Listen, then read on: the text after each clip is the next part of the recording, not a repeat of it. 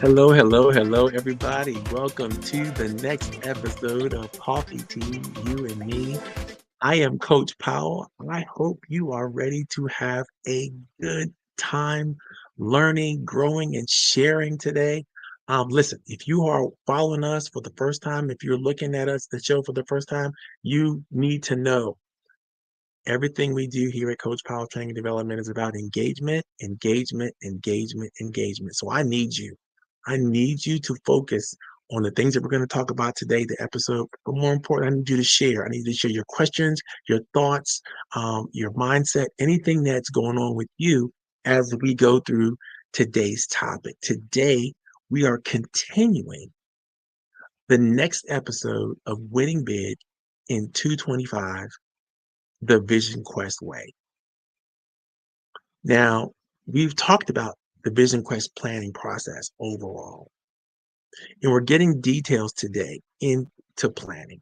We're going deeper and deeper, and we're going to finish out the section on planning. And over the next couple of weeks, we got a pretty serious, heavy lift for me personally because I'm going under surgery. I'm going to be having a knee replacement, and so for the next 2 Fridays after today, we're going to be looking at some pre-recorded sessions of the first 2 episodes of Winning Big in 225 Division Quest Way because I want those of you who are just starting to get caught up to where we are. So we're in episode number 5 right now. And so we're going to rewatch episode number 1 and number 2 over the next 2 weeks. So you guys don't feel like you're left out so far. I know we're probably going to be sharing some deep documents and all that kind of stuff. If I'm available, I will watch along with those episodes with you all and answer your questions that you may have, whatever questions you come up with in the chat about anything involving the Vision Quest process or planning for your success. And this is critical right now for small businesses because if you're planning for your success today, you're dealing with um, an economy that's jumping all over the place, right? You're also dealing with an uncertain uh, financial market right now. Banks, investment houses are not sure what's going to happen when we're talking about inflation. We're talking about potential growth. The market is doing some serious ups and downs. We may be going into a deep recession.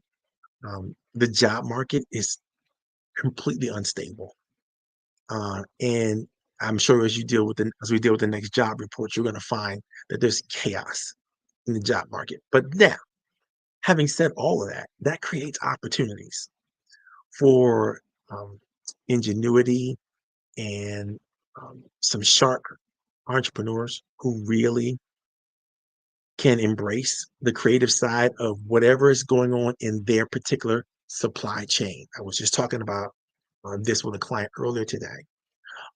Wherever you are in the supply chain of whatever it is that you do, the question is, can you get further up the supply chain and be more responsible for what comes down the pike when it comes to you?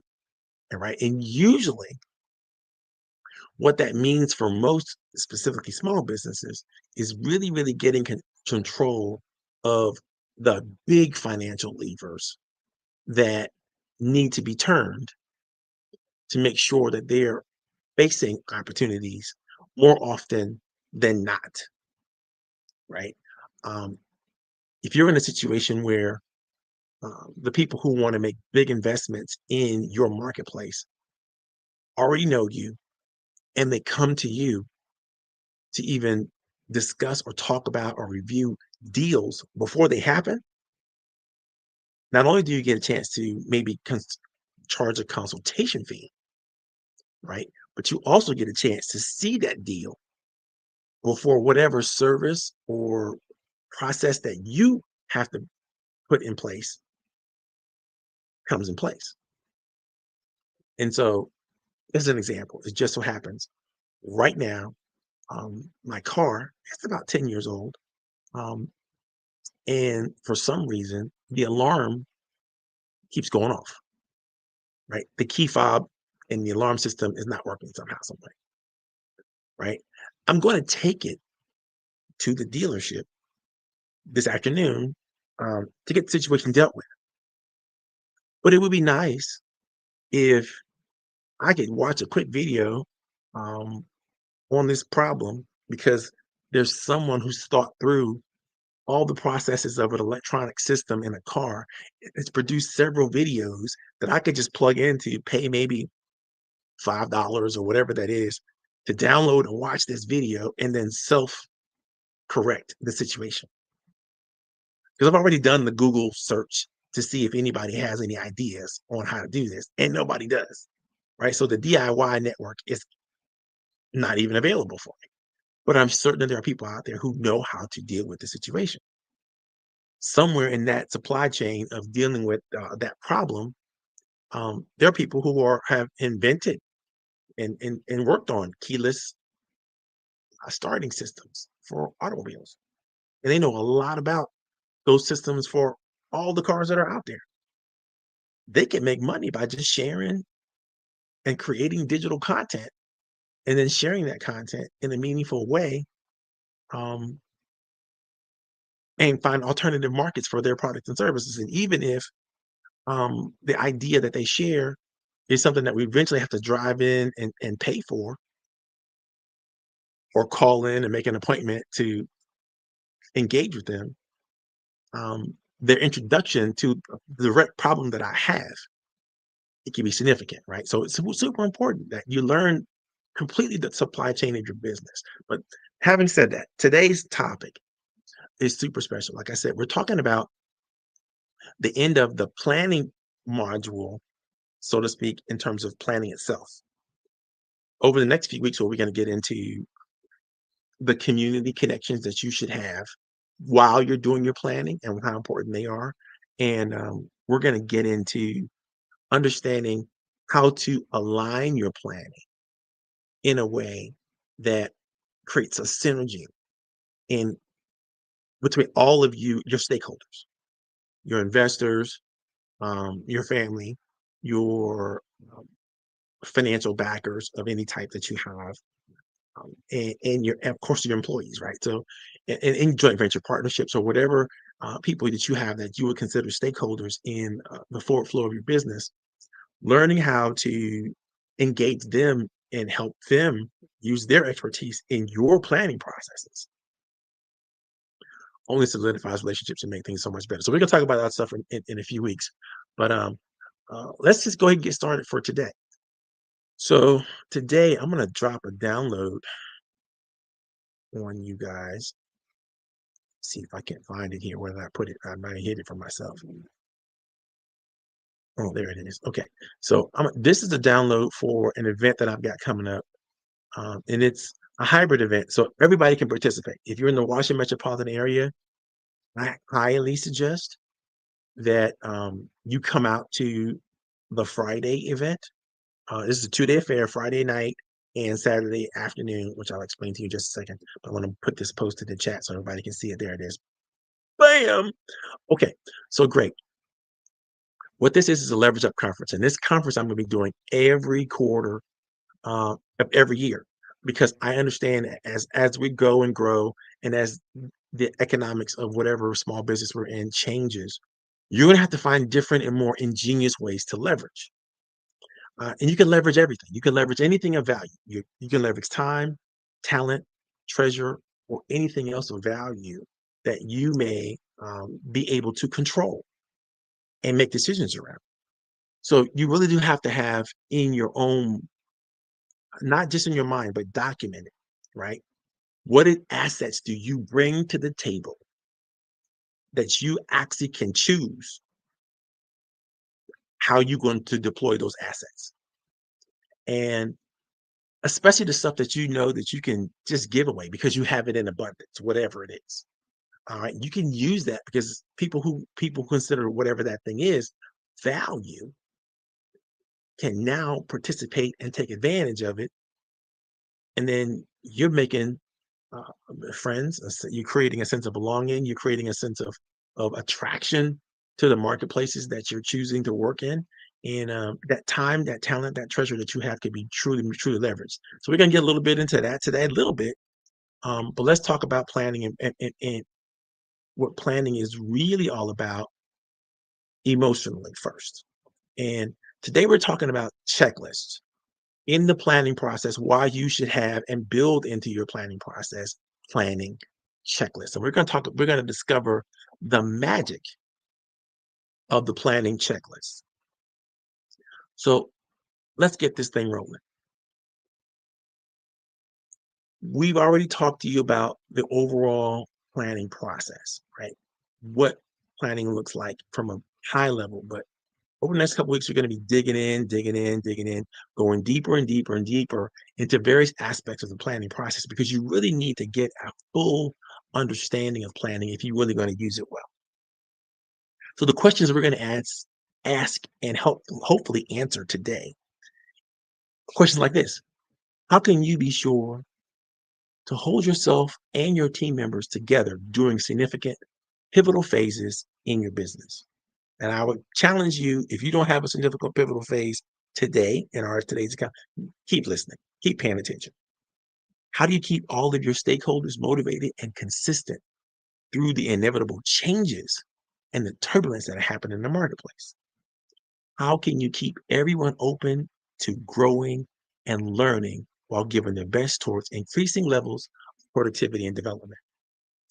Well, my friend, it seems like you need to know the magic of a wonderful planning checklist. When you have a wonderful planning checklist, you get to test yourself consistently. You get to test your plan consistently, all while you are creating the planning process and even in implementation. Boris Beezer says this: more than the act of testing, the act of designing tests is one of the best bug preventers known. If you get this right, your planning checklist is going to offer you a series of tests that keep you on track towards your greatness. It's about how the best ideas and strategies get captured and shared. I live personally by a checklist because I know that having a well structured planning checklist before starting any major project or process can positively impact my mindset and my emotional well being. No matter how advanced you are in planning, no matter how organized or how disciplined you are using any type of planning structure or strategy, a checklist during the planning process has several undeniable cognitive benefits. And we're going to talk about those cognitive benefits, and then we're going to share with you the planning checklist that I have come up with, that I know for a fact works because I've helped thousands and thousands of entrepreneurs create amazing plans for their success. I'm not talking about the plans you stick on the shelf after you get the money that you asked for. No, I'm talking about the plans that you go back to over and over and over again, and you make adjustments to a new week, and you know they're going to be magical for your success. So when you have a good planning checklist, here's what happens for you emotionally, socially, mentally. Here's how it happens. You reduce your cognitive load. What do I mean by that? Because if you have a great checklist, you are actually externalizing the task that you have on your checklist. And your brain is free from trying to remember all the details. This allows you to use your working memory really well, and it helps you focus on higher order thinking and problem solving. I cannot tell you how important this is, especially for solopreneurs and small collaborative teams, because there's so much that you have to do, and you can't keep it all in your head, because keeping it all in your head is adding to the stress. And the last thing that you need is more confusion, more stress, more difficulty, when just being in business is difficult enough. I'm sure you would agree. The next thing that happens when you have a great planning checklist before you get involved with it is you boost your dopamine levels. Now, for those of you who've been following me and been listening to me, you understand that I understand the power of dopamine. All right. Dopamine kicks in when you start checking off your list, right? When you start checking off the things on your list, it provides you a sense of accomplishment, which literally triggers that release of a dopamine. And this neurotransmitter enhances your motivation and reinforces positive behavior. It works for you, it works for everybody on your team, it works for all of your stakeholders. So imagine if you had great planning checklists that everybody was using on a consistent basis, right? In your team, in your everywhere you went, right? All of a sudden, people are going to have the juice they need that keeps them motivated and keeps them energized. It's better than a cup of coffee. When you get that dopamine rocking and rolling in your brain, things just happen in ways like I can't even explain it to you, right? So the next thing that happens when you really, really have a good planning checklist in front of you and you're using that checklist is you're engaging your prefrontal cortex. This is this part of your brain, right? This is the last most developed part of your brain that allows you to really use at least three parts of what we call executive function. A cognitive psychologist call this executive function.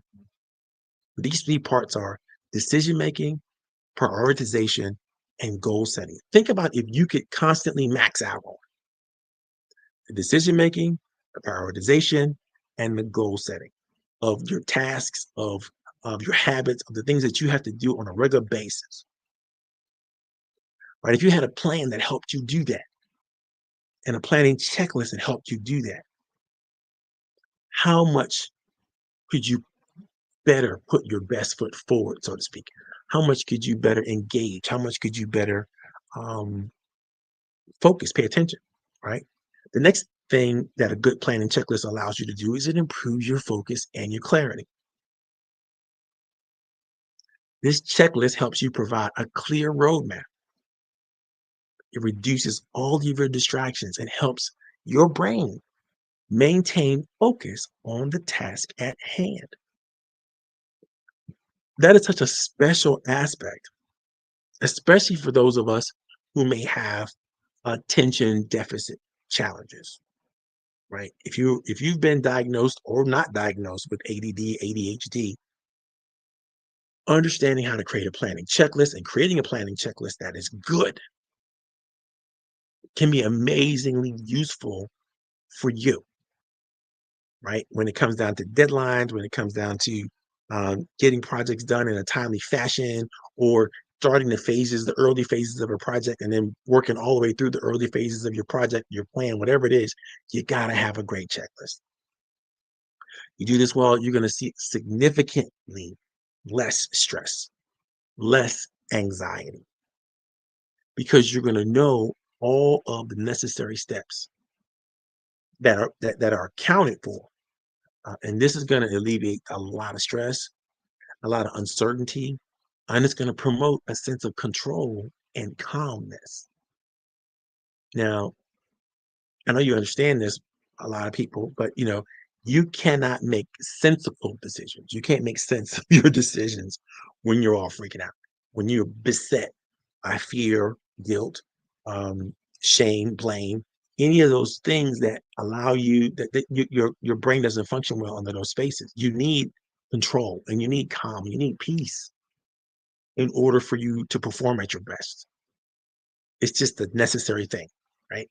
And so you want to create planning checklists that allow that and help you think through all of the details so that you're not worried or you're not concerned about what comes next. So how do we do this? Or where are we going to get the resources for that? Or blah, blah, blah. Doesn't happen because you got a plan. You got a planning checklist, right? Good planning checklist encourages neuroplasticity, meaning it encourages you to think better. You're engaged in structured planning and it strengthens your neural pathways. It enhances your brain's adaptability and capacity to learn. Now, those are all the neurological benefits that make planning an essential tool and planning checklist an essential tool for productivity, mental well-being.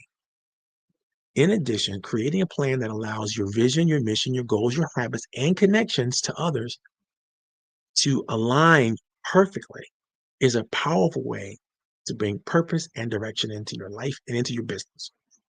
You should regularly test your plan for opportunities to pivot and make changes.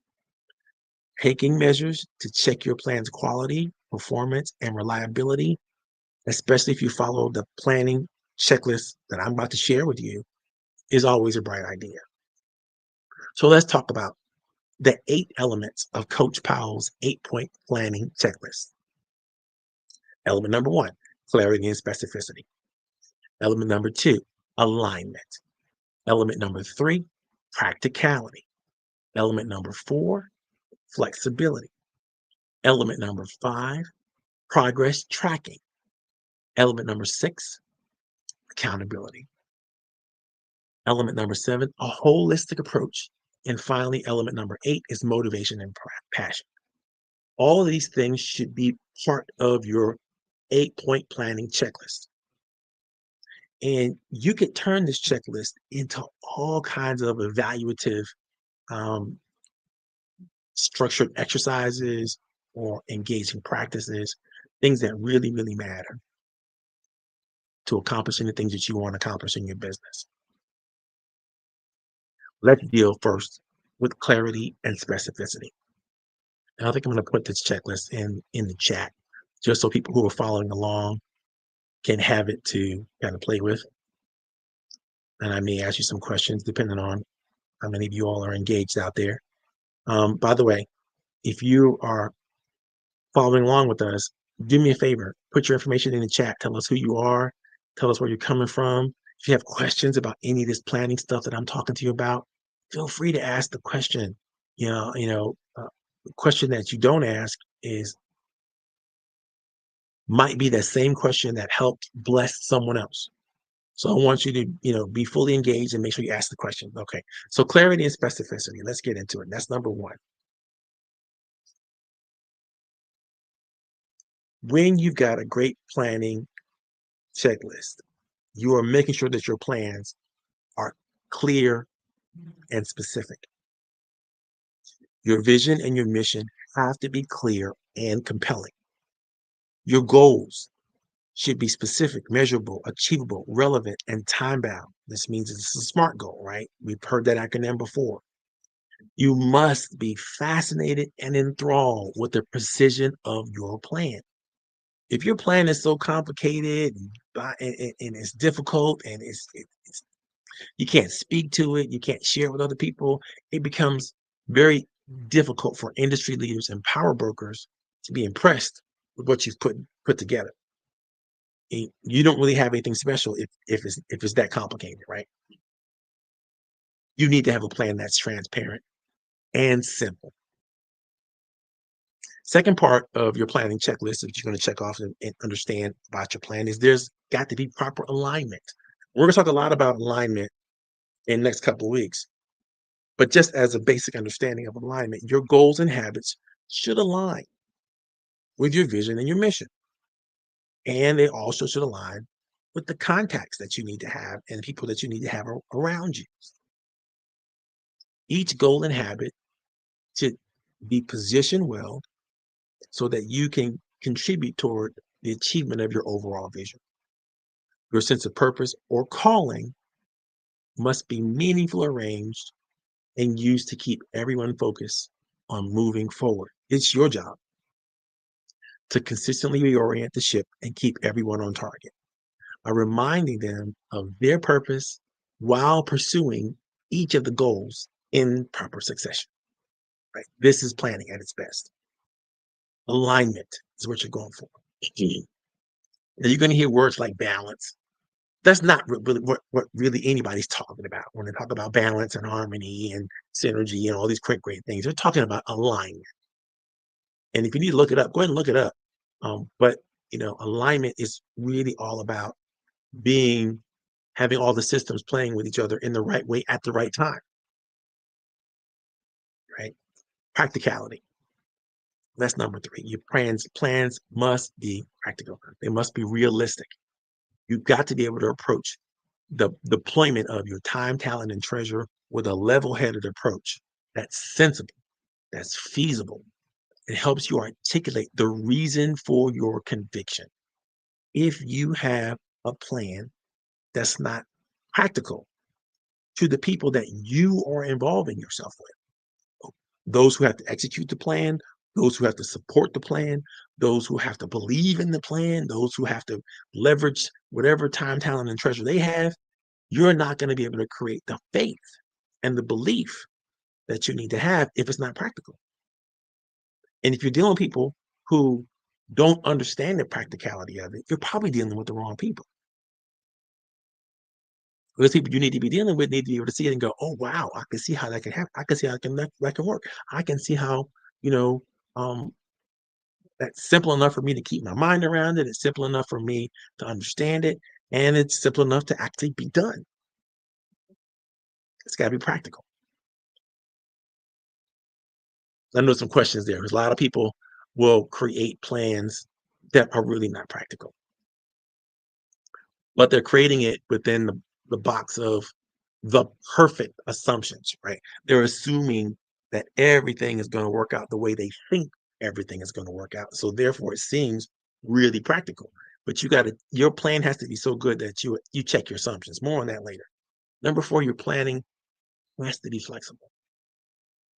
You have to plan space in your plan for flexibility and adaptation because you're going to find out as you move through, as you begin the implementation part. As soon as you begin the implementation part, you're going to be able to see that there's other resources that you may have need uh, to move the things along that you're trying to move, right? Whatever objectives you're trying to move along. So, check your assumptions, right? Your assumptions are going to become correct or incorrect as you begin to implement them. So you have to be leaning in on those directions as you do your plan. What if this assumption doesn't hold the way I think it's going to hold? What does that do to my plan? Right? What assumptions are you making, and how are you making contingency plans for the assumptions that may or may not hold up? Right? When you have these contingency plans and you understand your assumptions really, really well, and the more clear you are on whatever assumptions that you're making, and what those assumptions are, and the validity of those assumptions, dude, you are really making a good plan, a flexible plan. And this term I coined called pivotability is what your plan now has because you'll understand all the assumptions and you've checked it. You've kicked all the tires and you've measured everything you need to measure, and you know that you're on the right track. But that's okay. Even if you're not on the right track, you got a second track you can run on. If that's okay, you got a third track you can run on, right? So you got to be flexible and adaptable, and you got to plan space in your plan to check your plan to make sure that it may time to pivot. You got to be ready to go when that time happens because that's going to happen. You're going to need to pivot. If anything, the current environment is not teaching any of you is that you always have to be ready to pivot. I think I'm going to do a whole workshop on pivot, right? Number 5, progress tracking. Whatever you do in your plan, right, you've got to track the right things. If you have a step-by-step progress towards each of your goals for every program, you have to check your advancement along the way. Now, I love habit trackers, right? Because habit trackers help you track the necessary habits that you have to engage in on a daily, weekly, monthly situation and allows you to see yourself progressing as you engage in your habits regularly, right? It's important that you don't track the lag measures as much as you track the lead measures. So to give you an example, everybody wants to lose weight or whatever that is, right? So what you want to track is the calories that you're intaking and the calories that you're burning. However you're intaking those calories and however you're burning those. If you track those calories, that caloric intake and that caloric burn, you're going to be more likely to engage in the regular, consistent daily behavior that you should engage in to accomplish your weight gain or loss goals, right? But getting on the scale once a week without measuring anything that leads to that lag measure, which is the actual weight that you have or the actual body fat that you have or muscle mass that you have or whatever that they're trying to create is not helping you to wait to the end of the week to figure out what you did wrong last week. I'm all about backwards planning, but that's in order for you to figure out how do you get the lead measures in so that you will get the lag measure that you want, right? And so you don't want to have a progress tracker that just says measure the result. You want to measure the habits, the stat, the tasking, and those. I love the book Atomic Habits. So if you have ever read that, it's a good measure of understanding how vitally important habits are. Number six, your plan and your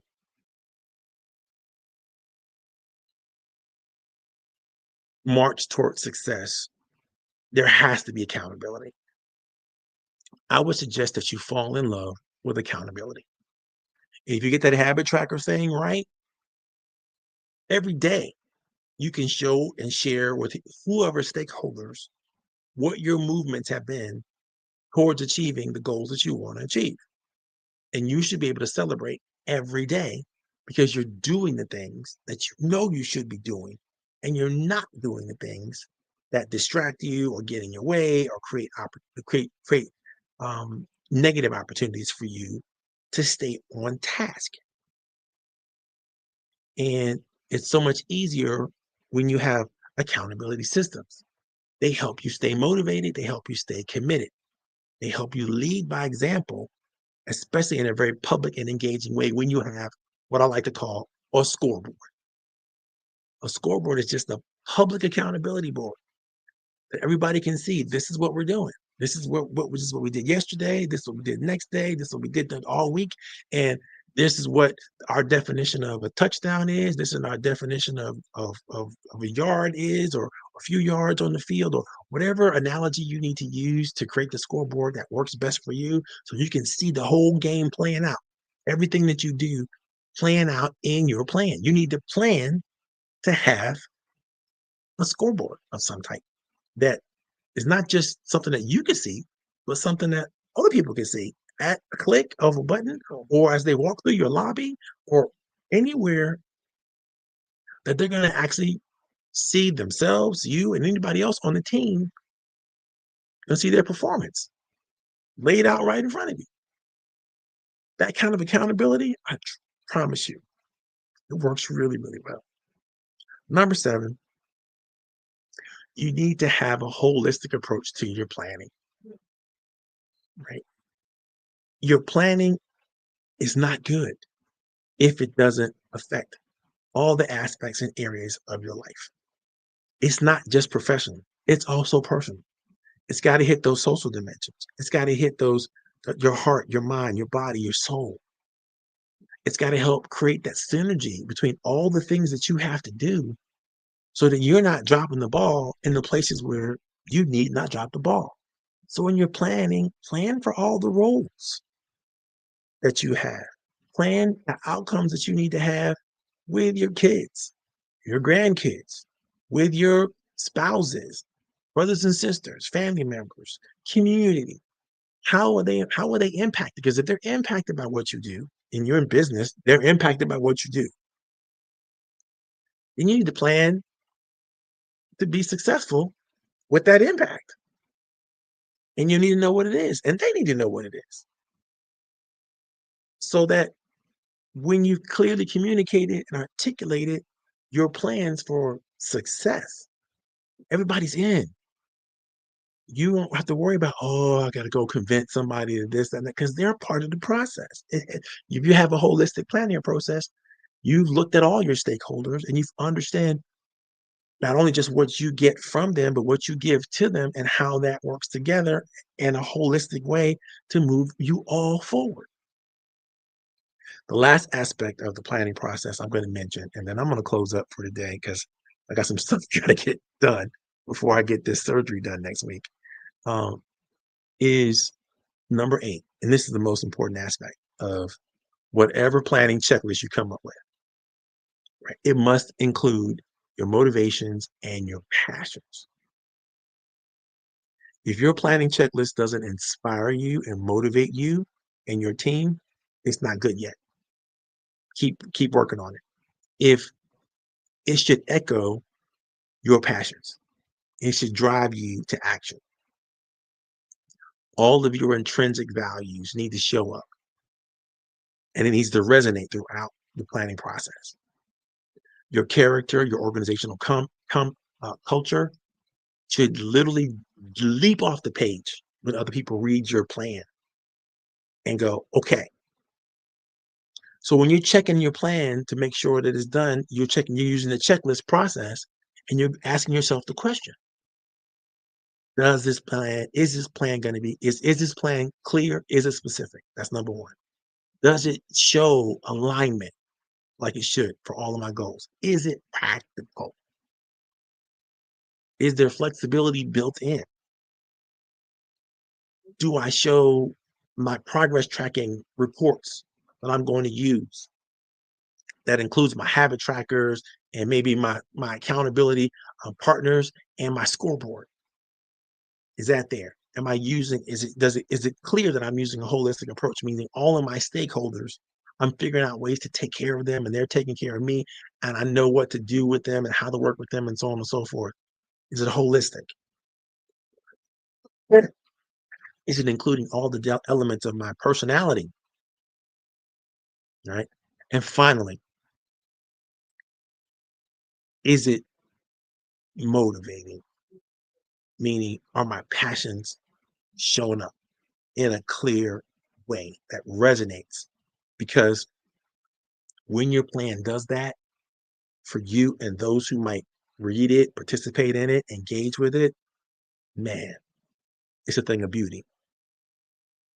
Now, if you paid attention to anything we talked about today in the planning lessons above, with a strong sense of purpose, clear goals, and practical approach, I promise you, you're likely to be successful. You're likely to win. More importantly, others will benefit from your efforts for quite some time because it's rare that leaders have their together so well that they can create the kind of foundational joy and fulfillment in themselves and in their team. You'll be able to create a legacy of action and achievement as you create an unstoppable culture around you of increasing engagement and learning. When you are spoken of, people will remember your resilience, your tenacity, and understand how powerful and purposeful you were at pursuing your vision and your mission. And it's going to make a difference in their lives. That's today's talk. Again, if you have any questions, if you have any thoughts that you want to share, feel free to do so. Um, because, oh, I see my girl Nancy's out there. That's awesome. That's awesome. I see Nancy's out there and my boy Walter's out there. Um, I'm glad you guys were able to participate today. I'm glad so many of you all were able to log in. And, and Nancy has a question. I'm going to answer that question right now.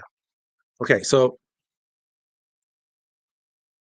when you talk about SWAM, what is SWAM? SWAM is literally an acronym that stands for Small Women and Minority Business Leaders, right?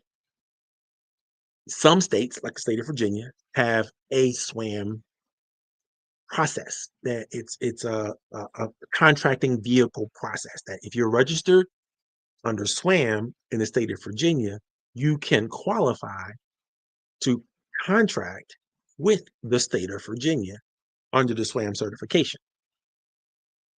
But when I say SWAM, I don't care about the certification because the certification is really only for certain elements of the contract vehicles that the state of Virginia will allow. The last time I checked, it was just construction and things having to do with VDOT or travel. Um, I'm sure that it's now more expanded than that, um, but I haven't seen a whole lot of action in those various different areas. Beautiful thing about SWAM certification, though, is you can go on to the Virginia procurement processing site. I think it's called VTAP. I can't remember. Don't get me. It's an acronym for it. But anyway, you can see all the contracts that the state of Virginia has, and all of the RFPs that the state of Virginia is looking for entrepreneurs and businesses to fulfill. And that's that right there. You go. Nancy got it.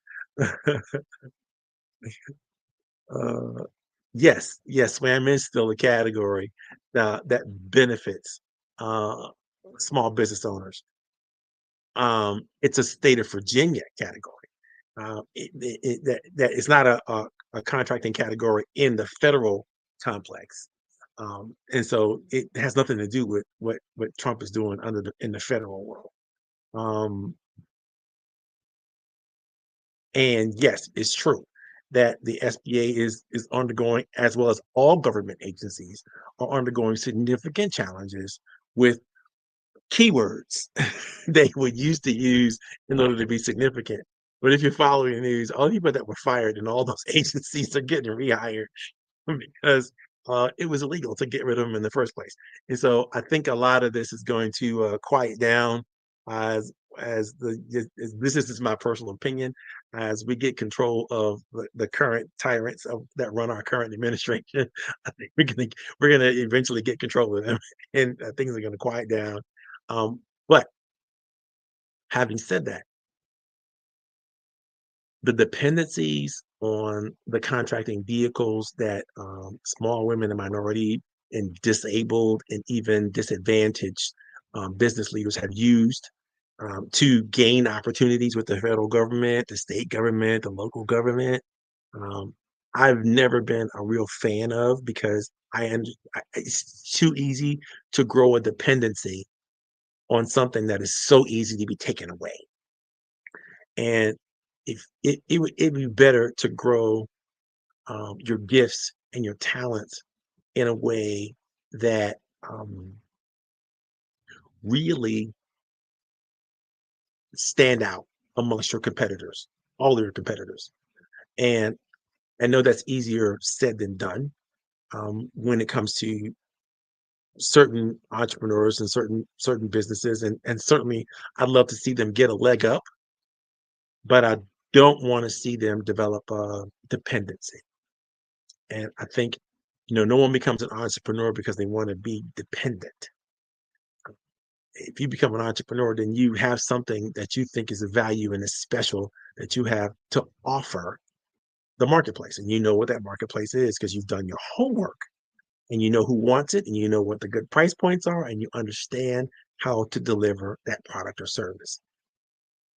That's a lot of work that a lot of people just don't do. They just go, oh, I'm just going to qualify under this contract vehicle 8A or SWAM certification or whatever they're trying to do. And then they're waiting for opportunities to fall in their lap and they don't. You still got to go out and get it. You still got to go out and prove that you're worthy and you can be trusted to do the things that you say you can do. And sometimes that requires just getting at it and putting the work in. And I think a lot of times people forget that, no matter what, if you're an entrepreneur, you have got to be innovative. You have got to be creative. You have got to lean on others and you have got to work together in collaborative partnerships in order to leverage and create advantage. That's what the leverage conference is all about, by the way. And so I'm gonna get out of here. It's been 46 minutes now, so I think I've preached at you guys long enough, and I appreciate your time. And God, I love it. I love having you all out there and paying attention. And I hope that we've helped you somehow in some significant way. If not, hey, my numbers are scrolling across the screen. You can call me. I love you guys. Thank you so much, and great having talk with you. If I get to see you before the next 2 weeks, kudos to me. But if I don't, God bless you. And I want to make sure that, we're still going to be producing work every Friday for you guys to work, even as I'm in recovery. And we'll get away with whatever my wife allows me to get away with. But I'll be doing it. Talk to you guys soon. Bye bye.